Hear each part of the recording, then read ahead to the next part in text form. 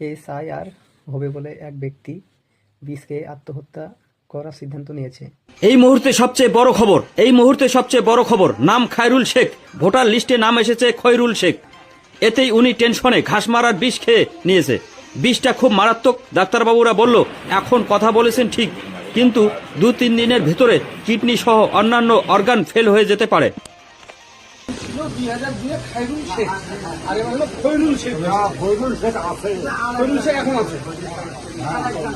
তুমি আদতে হলে খায়রুল শেখ, এইটা তো সামান্য ভুল, এর জন্য তোমার এত টেনশন দিছে। এসআর বলে কি তোমাদের এত আতঙ্ক হয়ে গেল?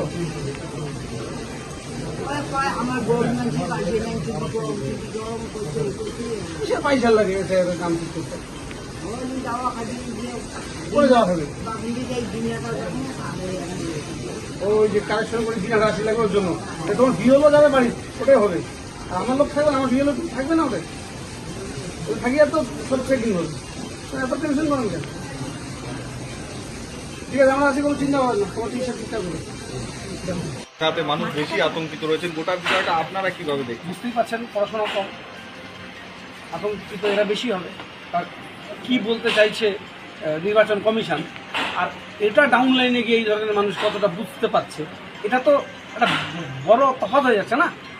নির্বাচন কমিশনের উচিত ছিল সাধারণ মানুষ যাতে আতঙ্কিত না হয় সেটাকে রেখে কাজ করা। এটা মানুষকে প্যানিক করার জন্যই যেন নেমেছে। এসআইআর যেটা ওরা বলছে যে একটা রিভিউ করবে, এটা তো ভোটার তালিকা থেকে নাম বাদ দেওয়ার কাজ শুরু হয়েছে, তাতে মানুষ প্যানিক হয়ে গেছে। এই প্যানিকটা তৈরি করার কারণটা কি কারণ, কাদেরকে এই প্যানিকের বেনিফিটটা নির্বাচন কমিশন দিতে চাইছে, এটা ক্লিয়ার। এই ধরনের মানুষ যদি প্যানিক হয় তাহলে বিজেপি বা অন্য কারো সুবিধা হবে, তাদেরকে সুবিধা পাইয়ে দেওয়ার জন্য নির্বাচন কমিশন প্যানিক তৈরি করছেন। তাহলে ওনার মানে কি অ্যাকচুয়ালি টেকনিক্যালি দেখতে গেলে উনি তাহলে ঠিকই আছে, কোনো ভুলে কোনো আতঙ্ক হওয়ার কোনো বিষয় নেই।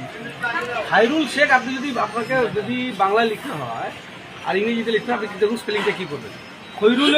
খয়রুল শেখ আপনি কি স্পেলিং লিখবেন, খয়রুলের ইংরেজি স্পেলিং কী লিখবেন, খয়রুল, সেটাই আপনি খায়রুল, এই তো।